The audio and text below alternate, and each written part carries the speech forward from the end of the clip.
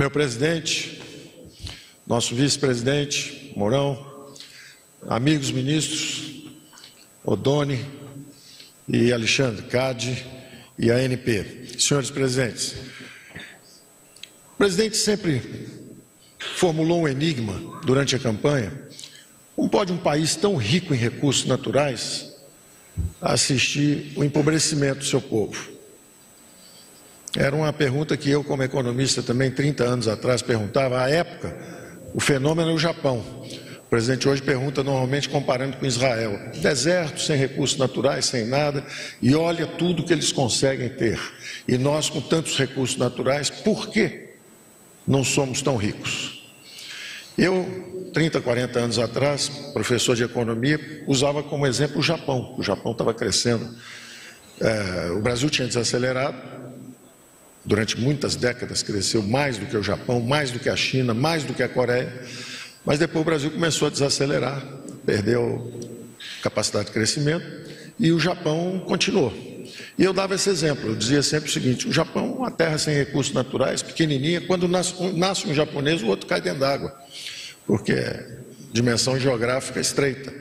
E o Brasil ao contrário, o Brasil é uma potência perdendo cada vez mais capacidade de crescimento. E a resposta, presidente, está em dois livros interessantes, né, entre os milhares que existem a respeito, mas que nós fundimos no seu programa econômico, que é O Caminho da Prosperidade. O primeiro é o do Hayek, que é O Caminho da Servidão, mostrando como o estatismo degenera os regimes políticos, cria corrupção e destrói seus sistemas econômicos. Isso nós assistimos várias vezes na história. Isso acontecer. E o exemplo mais recente e dramático é da nossa Venezuela vizinha, povo amigo, sofrendo exatamente da degeneração completa do regime político e do regime econômico. Hiperinflação, destruição de riqueza, 5 milhões de venezuelanos fugindo do próprio país, cruzando, os mais pobres cruzam e invadem a fronteira brasileira, buscando sobrevivência aqui conosco.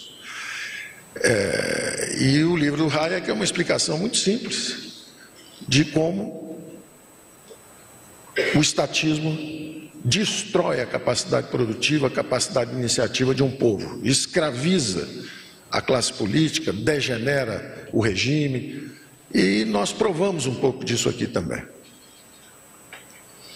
Por outro lado, há a história da reconstrução, que é a dos regimes liberais. E um exemplo também de um outro livro interessante é de Ludwig Erhard, o liberal que reconstruiu a Alemanha no pós-guerra. E ele escreve A Prosperidade através da Competição, é o livro clássico dele. Então, o Hayek explica como os povos degeneram seu sistema político e econômico através do estatismo. E o Ludwig Erhard mostra como, através de mercados e competição, os povos conseguem produtividade, competitividade e enriquecimento. Nas primeiras linhas desse livro, o Ludwig Erhard diz o seguinte: quando eu cheguei à Alemanha destruída no pós-guerra, um alemão tinha que trabalhar, ele faz as contas, eu não me lembro exatamente, mas é assim: um alemão tinha que trabalhar 1 ano e meio para comprar um sapato, o salário era tão baixo que ele tinha que trabalhar 1 ano e meio para comprar um sapato, 3 anos para comprar um terno e 15 anos para comprar o próprio caixão onde seria enterrado, porque exigia madeira e não havia mais madeira, tudo tinha sido queimado na Alemanha. Então vocês vejam o empobrecimento, a destruição que foi para uma população avançada, como era o regime alemão à época. Aí você pega o Brasil, e eu dou sempre esse exemplo, que a Europa foi reconstruída com 100 bilhões de dólares, o Brasil gasta 100 bilhões de dólares por ano só para os rentistas, só para girar a dívida, porque gasta inconsequentemente, não tem controle de gasto, até estourar todos os orçamentos públicos, e aí reconstrói uma Europa por ano sem sair da miséria. Ora, nós estamos desenvolvendo esse programa já há bastante tempo. Dizem que nós não temos programas. Esse programa está sendo elaborado há 6 meses, em colaboração com o Ministério de Minas e Energia, CAD, a ANP, está sendo elaborado, teve uma colaboração e uma ideia original de um dos Chicago Oldies, né? Um dos velhinhos de Chicago, o professor Carlos Langoni, que trouxe a ideia e falou: Paulo, energia barata, vamos mexer com a energia, vamos aumentar a competitividade dos sistemas. Procurei o ministro Bento, sentamos, começamos a trocar ideias e fomos articulando essa mobilização em direção justamente a responder o enigma que o presidente colocou. Como é que pode um povo com tantos recursos ficar empobrecido? E a resposta é porque nós não despertamos ainda as forças de mercado. Jamais despertamos as forças de mercado. O Brasil é um gigante acorrentado. O Brasil é um país amarrado por todos os lados, e o presidente, durante a campanha, sempre disse: vamos tirar o governo do cangote do povo brasileiro e das forças produtivas. Então nós, de um lado, estávamos trabalhando no choque de energia, choque de oferta. Amanhã vamos falar também de mais um choque de oferta, dessa vez no mercado de trabalho. Hoje estamos falando de um choque de oferta no sistema de energia, o choque da energia barata. E estamos quebrando dois monopólios que, como dizia o ministro Bento, já estão, essa possibilidade já estava aí. Tem um acordo externo que estava há 16 anos sendo negociado, mas não fechava. De repente fechou. Será que estavam fazendo alguma coisa a respeito? Tem também 20 anos que já estão dadas as condições para quebrar esse monopólio, mas ninguém quebrava. Será que alguma coisa aconteceu? E eu quero agradecer ao presidente Bolsonaro, porque ele permitiu esse alinhamento de astros que tornam as coisas possíveis. Porque quando o presidente deixa que o presidente da Petrobras, que o presidente da ANP, que o ministro da Minas e Energia, que o ministro da Economia possam se articular numa orquestra, possam tocar a mesma música, em vez de representando interesses corporativos, onde eu sempre digo que são 200 milhões de brasileiros atendidos por 4 empreiteiras, 4 bancos, uma produtora e distribuidora de gás, por acaso pública, mas é uma. Não há surpresa em por que o povo brasileiro segue empobrecido. São poucos produtores, mercados cartelizados, preços caros, ainda por cima uma chuva de impostos. Sobra o quê? Sobra pouco. Então, despertar essas forças competitivas é o que nós estamos fazendo desde o início. Primeiro, nós tínhamos que remover o buraco fiscal que nos ameaçava e que, com a decisão do presidente e a colaboração claríssima do Congresso, da Câmara de Deputados, na primeira votação, agora vem a segunda e depois vem o Senado, sempre confiamos no Congresso, que o Congresso vai cumprir a missão de remover essa ameaça do buraco negro fiscal da Previdência e nos engolir. Removido isso, os programas estão começando a aparecer. São programas que estão sendo elaborados também há muito tempo. E esse, particularmente, do choque de energia barata, é uma quebra de 2 monopólios, basicamente. O monopólio de produção e exploração de gás, como recurso básico, gás natural, e também dos monopólios estaduais na distribuição. E está havendo uma fantástica coordenação do ministro Bento, onde nós procuramos o governador de São Paulo, o governador do Rio de Janeiro, o governador de Minas, agora Sergipe, Alagoas, e todo mundo está entendendo e todo mundo quer se juntar ao barco. Até os argentinos querem botar o vaca muerta. O presidente Bolsonaro foi conosco à Argentina, querem botar isso aí. Então vem gás da Bolívia, vem gás do fundo do oceano, no pré-sal, vem gás da Argentina, vem gás do Nordeste, e isso vai derrubar o preço do gás. E nós acreditamos. Eu, quando falo números, nunca falo sem uma base de gente muito boa que trabalha conosco. E tem gente muito boa que estima em até 40% em 2 anos a queda do preço do gás natural no Brasil. Nós vamos ver, é uma proposta empírica, é uma proposição empírica. Agora, nós temos certeza que o preço vai cair, porque nós vamos aumentar brutalmente a oferta com um choque de investimentos no setor. Então, que o preço vai cair, vai. Agora, se vai cair 20, vai cair 30, vai cair 40 ou mais, não sabemos. Como disse o ministro Bento, o preço no Brasil estava em torno de 13 dólares. No Japão, que não tem e importa da Rússia, 8 dólares. Na Europa, que também importa da Rússia, 8 dólares. Nos Estados Unidos, 3 dólares. Ora, o nosso tem que cair pelo menos para 8 dólares. Pelo menos para 7. Nós temos o gás natural. Então o que falta são os investimentos. Os investimentos não acontecem por quê? Porque não havia esse alinhamento de astros que o presidente Bolsonaro permitiu que ocorresse. Porque se tem uma trincheira, acontecia também no caso da abertura da economia brasileira, se tem uma trincheira de interesses corporativos no Ministério de Indústria e Comércio, quando o Ministério da Fazenda queria abrir a economia, o Ministério de Indústria e Comércio trava. Agora não, agora é um Ministério de Economia. Não tem um sujeito tocando axé e o outro tocando música clássica. Está todo mundo tocando a mesma música. E as coisas começam a acontecer. Então os programas existem, os programas estão saindo do papel.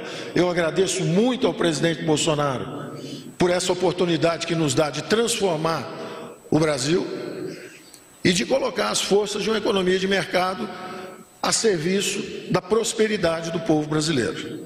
Eu fico por aqui, agradeço muito a força do presidente, a cooperação dos ministros e o papel também das forças políticas, governadores nos ajudando a nível de estados nessas medidas, porque eles têm um monopólio legal a respeito da distribuição do gás, e também do Congresso que está nos apoiando toda vez que precisamos. O TCU também, temos que citar o TCU, toda vez que precisamos fazer qualquer mudança, consultamos o TCU, eles dizem, olha, isso pode, aquilo não pode. Então tem uma engrenagem, eu acredito fortemente nas duas coisas que são os pilares da civilização ocidental: a democracia e os mercados, a ordem e o progresso. A ordem é uma ordem democrática, é a nossa capacidade de nos organizar como nação, em vez de servirmos a interesses menores. E o progresso que vem com a ideia dos mercados, e essa é a chave da força da civilização ocidental, são a democracia e os mercados. Eu agradeço e tenho orgulho de estar participando desse esforço que a eleição do presidente Bolsonaro permitiu. Obrigado.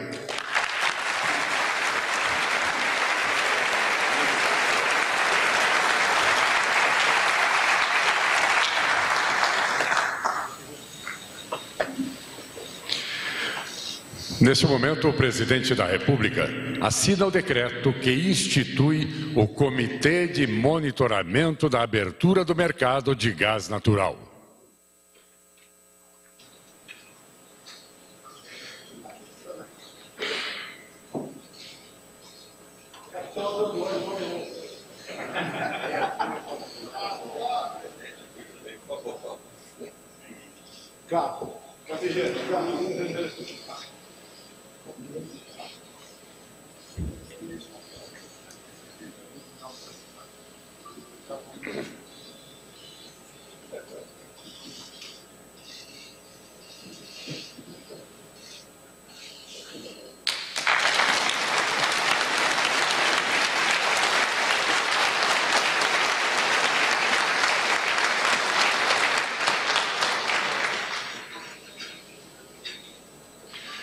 Com a palavra, o presidente da República, Jair Bolsonaro.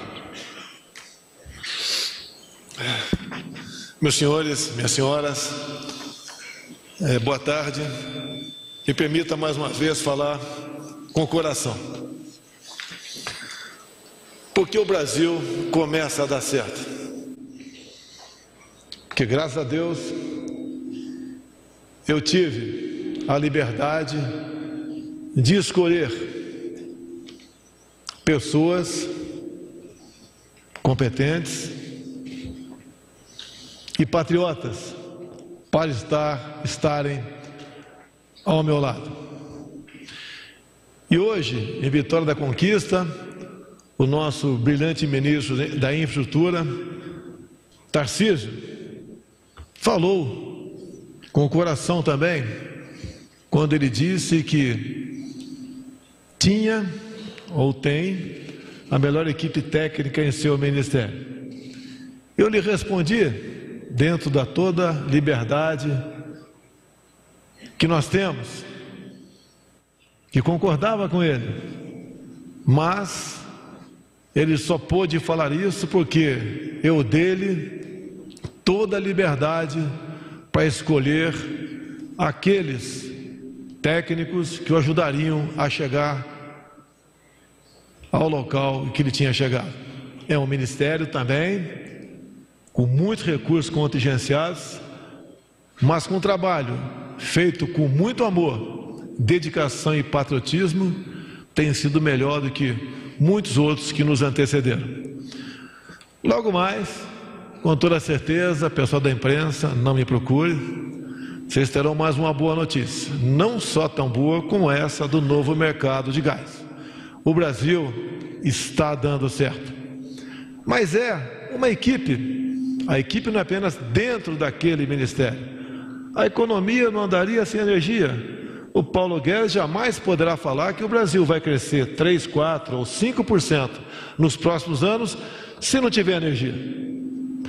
E a energia, o Bento não poderá falar que a teria se não tivesse o ministro do Meio Ambiente, Ricardo Salles, também perfeitamente sintonizado com os destinos da nação. Bem como nós não poderemos também seguir nessa linha se não tivermos alinhado conosco o Ministério Público, a Agência Nacional de Petróleo, o Tribunal de Contas da União, o CAD, entre tantos e tantos outros órgãos. E a força que nós temos para seguir nesse destino é a confiança em nós e em vocês, o povo que merece e deve ter da nossa parte e sempre terá absoluta lealdade. A vocês, todos aqui, que simbolizam o povo brasileiro, nós somos os seus subordinados. Assim sendo, meus prezados brasileiros, bons brasileiros aqui presentes e que nos ouvem também ou assistem na ponta dos meios de transmissão, juntos nós faremos o Brasil melhor para todos. Eu acredito no Brasil, acredito em Deus e acredito em vocês. Meu muito obrigado.